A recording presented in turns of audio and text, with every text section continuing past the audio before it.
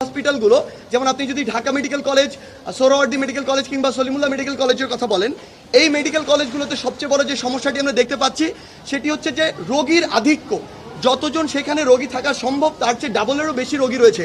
সেই জায়গা থেকে আমরা আমাদের স্বাস্থ্য অধিদপ্তর কিংবা স্বাস্থ্য মন্ত্রণালয়ের থেকে আমাদের একটি গুরুত্বপূর্ণ দাবি বা চাওয়া, সেখান থেকে যেন যতটুকু রোগী সেখানে থাকা সম্ভব ওইটুকু রেখে বাকিদের প্রপার ট্রিটমেন্টের জন্য প্রাইভেট হসপিটালগুলোতে রাষ্ট্রীয় খরচে পাঠানো হয়, যেন তাদের প্রপার ট্রিটমেন্টই হয়। এর প্রধান কারণটি হচ্ছে আমরা প্রাইভেট হসপিটালগুলোতে কয়েকটি জিনিস লক্ষ্য করেছি। প্রথমটি হচ্ছে তারা প্রাথমিক চিকিৎসা দিয়েই তাদেরকে বিভিন্ন সরকারি হসপিটালে পাঠিয়ে দিয়েছে, এবং বিভিন্ন প্রাইভেট হসপিটালে গিয়ে আমরা যেটি দেখেছি যে প্রাইভেট হসপিটালে রোগী প্রায় নেই বললেই চলে, দুই একটি প্রাইভেট হসপিটাল ছাড়া সকল রোগী এখন সরকারি হসপিটালে, কারণ ওই মানুষগুলো আসলে আর্থিকভাবে তাদের ওই সামর্থ্য সেটি নেই। সেই জায়গা থেকে আমাদের একটি দাবি থাকবে যে ওই যে প্রাইভেট হসপিটালগুলোতে এখনো যারা রয়েছে, যদিও আমরা দেখেছি যে একটি স্বাস্থ্য অধিদপ্তর বা স্বাস্থ্য মন্ত্রণালয় থেকে একটি প্রজ্ঞাপন দেওয়া হয়েছে যে সকল জায়গায় তাদের যত রকমের খরচ রয়েছে সেটি যেন মওকুফ করা হয়, এবং যদি তারপরও প্রাইভেট হসপিটালগুলোতে কিছু বিল নেয় সেটি যেন ন্যূনতম একটি মেডিসিন বিল নেয়। সেই জায়গায় আমাদের আবেদন থাকবে যে প্রত্যেকটি জায়গায়, হোক সরকারি হোক বেসরকারি, হসপিটালগুলোতে যেন যারা আন্দোলনকারী রয়েছে, যে বয়সেরই হোক না কেন, আন্দোলনকারী যারা রয়েছে ঢাকার হোক ঢাকার বাইরের হোক, সকলের এই চিকিৎসা ফিটি যেন মওকুফ করা হয়, কিংবা যদি সেখানে কোনো পেমেন্ট করা প্রয়োজন হয় সেটি যেন রাষ্ট্র সেই দায়িত্বটি নেয়। এটি একটি কথা।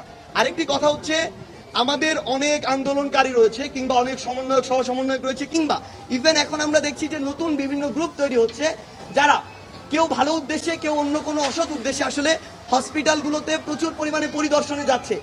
এটি যাওয়ার বেশ কিছু সমস্যা রয়েছে, তাদের অনেক বড় সংখ্যা যাচ্ছে, যেটি আমাদের ওইখানকার আসলে স্বাস্থ্যগত যে নিরাপত্তা কিংবা পরিচ্ছন্নতা এই ইস্যুটিকে সমস্যা করে। অনেকে খাবার দিতে টিম নিয়ে যাচ্ছে, অনেকে পুরো মিডিয়া টিম নিয়ে যাচ্ছে সেখানে। আমাদের আপনাদের কাছে রিকোয়েস্ট এবং আপনাদের মাধ্যমে সকলের কাছে রিকোয়েস্ট, আমরা ওই হসপিটালের ভিতরের যে নিরাপত্তা কিংবা স্বাস্থ্যগত যে ঝুঁকি, এই বিষয়গুলো মাথায় রেখে সেখানে যেন পর্যাপ্ত যতটুকু আমাদের হাইজিন মেনটেন করা উচিত সেটুকু যেন আমরা করি। এবং সরকারি হসপিটালগুলোতে ইতিমধ্যে আমরা জানতে পেরেছি যে তারা এক্সট্রা একটি হাই কেয়ার ইউনিট তৈরি করবেন, সেই জায়গার নিরাপত্তা যেন আমরা বজায় রাখি, এটি একটি বিষয়। এবং আমাদের থেকে যেটি আমরা এই হসপিটালগুলোতে ঘুরে যেটি দেখেছি, আসলে আমাদেরকে শোনানো হয়েছিল ওই ফ্যাসিস্ট সরকার যতদিন ছিল যে আমাদের উপর নাকি শুধুমাত্র রাবার বুলেট ছোড়া হয়েছে। আপনি হসপিটালের বেডগুলোতে যান, কারা আছে, শরীরের এক পাশ দিয়ে বুলেট ঢুকেছে, আরেক পাশ দিয়ে বের হয়ে গিয়ে আরেকজনকে আঘাত করেছে, ওই বুলেটগুলো পর্যন্ত ব্যবহার করা হয়েছে। আপনি গিয়ে দেখুন এক একজন কিভাবে কাতরাচ্ছে।